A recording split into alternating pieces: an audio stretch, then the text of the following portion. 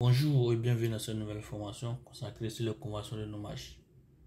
Alors, qu'est-ce que sont les conventions de nommage? C'est l'ensemble des règles reconnues et pratiquées dans le domaine informatique. Donc, parmi ces règles, nous avons, pour pouvoir créer une variable en JavaScript, on peut commencer par une lettre, on peut commencer par un underscore ou par le symbole $. C'est possible. Aussi, une variable peut contenir des chiffres, mais pas en premier. On ne peut pas commencer l'écriture de nom d'une variable par des chiffres. Ensuite, une variable est sensible à la casse. Ça veut dire que first name ici est différent du first name ici. Qu'est-ce qui fait la différence? C'est le mot N. Ici, le mot N est en majuscule, tandis que ici, le mot N est en minuscule. Par exemple, pour laquelle on dit c'est sensible à la casse. Donc, un mot en majuscule est différent d'un mot en minuscule. Ensuite, pour écrire les noms des variables, on ne met pas d'espace entre ces variables-là. On ne met pas aussi de caractères spéciaux. Le tiret d'union, le caractère dièse, l'arrobase. On ne réutilise pas aussi les mots-clés du langage, comme les classes, le mot function, let, new ou const. Tous les mots réservés au langage, on les évite pour éviter les erreurs. Et une règle d'or. Un bon nom de variable décrit ce que contient la variable sans commentaire nécessaire. Parlant des commentaires, nous allons voir un peu plus tard dans cette formation. Donc, on a vu ces règles de nommage de variables. Donc, concrètement, on va montrer ça dans notre éditeur de code. Donc, ici, je vais déjà faire de la place. Je vais effacer ça. Donc, la première règle qui consistait à écrire le nom de variable, on dit on peut commencer par des lettres, c'est-à-dire on peut avoir name comme ça, comme nom de variable. Donc, on va mettre le mot-clé const ici. On peut avoir name comme ça, comme nom de variable. Et je vais mettre ici Yakou Keita. Ok, Yakou Keita. Bien. Et ensuite, on peut avoir underscore, c'est possible, comme nom de variable. On peut commencer quoi? Ou bien, on peut mettre $, le symbole $. Et tout ça est possible. On peut aussi mettre des chiffres ici, devant. C'est possible, mais on ne peut pas commencer par un chiffre. Ça, c'est une erreur. Ça va générer une erreur. On voit que l'éditeur même souligne. Après, on ne peut pas mettre le caractère spécial $. On ne peut pas mettre le caractère spécial dièse, comme ça.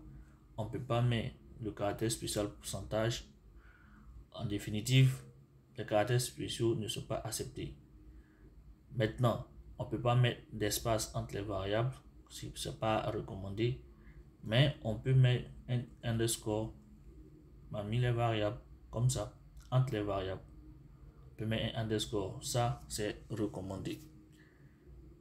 Maintenant, je pense qu'on a vu toutes les règles de nommage. Donc, pour pouvoir écrire un bon nom de variable, il faut respecter ces règles qui sont établies.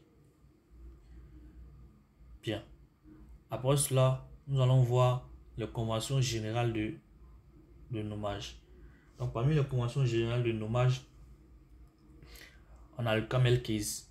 Camel case qui consiste à nommer les variables où chaque mot, d'accord, où chaque mot est, où l'initiale de chaque mot commence par une lettre majuscule, sauf le premier mot.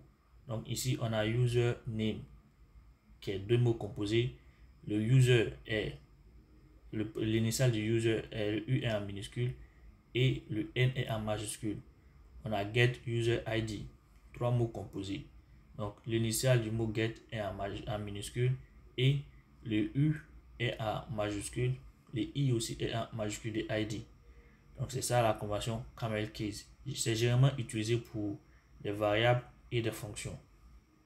Ensuite, on a Pascal case. Dans cette convention de nommage là, le mot composé, l'initiale des mots composés commence par des lettres majuscules, comme on peut le percevoir dans user service ici. Et généralement, ce type de nommage là est réservé aux classes ou aux modules. On a snake case. Snake case qui est une convention où chaque mot composé est séparé d'un underscore. Donc ici, on peut percevoir ici user table qui sont deux mots composés séparés par un underscore. Et ici, on a created add qui est séparé par un underscore aussi. Donc généralement, ce type de convention là est utilisé pour des fichiers ou des bases de données. Ensuite, on a kebab case, souvent utilisé pour des noms de dossiers ou de fichiers. Donc, des mots composés sont séparés par un trait d'union. Donc, on a user, trait d'union, service. On a app, trait d'union, module.js. Donc, ces ensembles de conventions là existent. C'est pas obligatoire de les utiliser. D'accord? C'est pas obligatoire de les utiliser, mais c'est bien de savoir. Et chaque langage de programmation implémente une certaine convention. Le snake case, par exemple, est utilisé par Python. Donc, on va voir le dernier qui est le Pascal case. Non, on a déjà vu ça. Donc, on ne va pas l'utiliser. Donc, on peut voir l'exemple ici. C'est-à-dire le premier qui est le camel case. C'est-à-dire chaque mot composé. Donc, si j'ai par exemple nom complet, donc full name. Donc, full name ici. Je mets full, la première lettre en majuscule, en minuscule, et le name, le N en majuscule comme ça. Donc ça c'est full name. Lorsque je suis en Pascal case, lorsque je suis en camel case, je vais dire. Ensuite, lorsque je suis en Pascal case, cette fois-ci, le F sera en majuscule. Et aussi, le N est en majuscule. Là, c'est en Pascal case. Pour l'exemple du snake case, chaque initiale sera en minuscule et on va séparer par un underscore. Maintenant, pour le cas de kebab case, ça c'est généralement les fichiers ou les bases de données. Donc on va pas mettre ça ici, sinon comme ça peut générer une erreur dans une nom de variable. Mais par contre, on peut essayer de renommer notre fichier ici si on a un mot composé pour respecter ça, par exemple. Donc, si je veux mettre, je renomme ça comme ça, je peux dire app-main.js.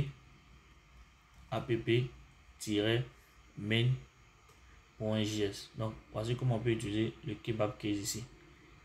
Donc, voilà un peu pour la convention de nommage.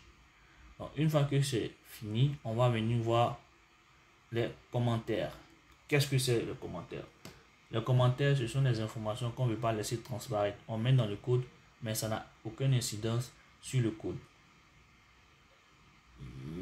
À titre informatif, les commentaires sont nécessaires. Donc, on a le commentaire sur une seule ligne, ce qui veut dire que si on veut écrire un commentaire sur une seule ligne, on va mettre un double slash et on va écrire notre commentaire simplement. On va voir un exemple. Supposons que ici j'ai mis full name. Je vais faire un petit commentaire. Donc ici je mets c'est le nom. C'est le nom. Comme ça. En français pour informer que ce que j'ai fait là c'est le nom. Donc ici si j'exécute mon code comme ça, je vais faire node main-app pardon main.js. D'accord. Une fois que ça c'est fait comme ça, je peux lancer le programme. Là, je n'ai pas fait de console pour l'heure, je suis désolé. Je vais le faire maintenant. Ok. Donc, je mets full name. Et puis, ici, je fais Yahoo Keita. J'ai Yahoo Keita sans ce mot que j'ai mis ici. Par contre, si j'enlève ça, on voit que ça cause un problème. Si je fais ça, ça pose un problème pour la bonne exécution du programme. Donc, je peux faire comme ça. Pour le commentaire, pour juste informer. Après, je peux vouloir faire un commentaire sur plusieurs lignes. D'accord, je peux vouloir faire un commentaire sur plusieurs lignes. Donc, je vais devoir utiliser cette méthode là. Donc, je vais mettre slash étoile, je vais mettre mon commentaire et je vais mettre étoile slash pour mettre mon commentaire ici. Donc, je peux décider de mettre tout ça en commentaire comme ça. Donc, je vais juste enlever ça. Donc, je vais mettre slash étoile et ici étoile slash. Donc, c'est en commentaire. Si je fais console.log et note app.js, rien ne s'affiche puisque c'est en commentaire. Maintenant, il est bon de préciser concernant les commentaires. Il y a les bons commentaires et il y a les mauvais commentaires. Généralement, un commentaire ne décrit pas ce qu'une variable fait. D'accord? Un commentaire ne doit pas décrire ce qu'une variable fait, mais donner des informations usuelles. Par exemple, si on écrit un programme dans le cadre d'une application de loi dans la loi, on pourra mettre un commentaire sur les règles qui régissent la loi du pays pour juste informer l'utilisateur. Mais on ne va pas mettre full name et puis on va dire que c'est le nom complet. Ça n'a pas de sens. Donc faites attention aux commentaires. Ça n'a aucun sens de décrire, pour prendre le commentaire pour décrire le contenu de la variable. Le nom de la variable doit être assez explicite pour qu'on puisse savoir ce que fait le commentaire. Maintenant, à ce niveau de la formation, il faut que je vous montre où trouver les ressources si vous voulez comparer ce que je dis ou avoir des informations additives sur JavaScript. Donc, on va se rendre ici sur le site MDN,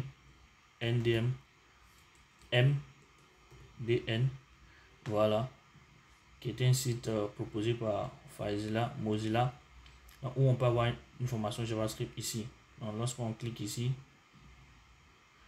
donc, on a tout ce qu'il faut savoir sur JavaScript, les classes, les fonctions, ainsi de suite.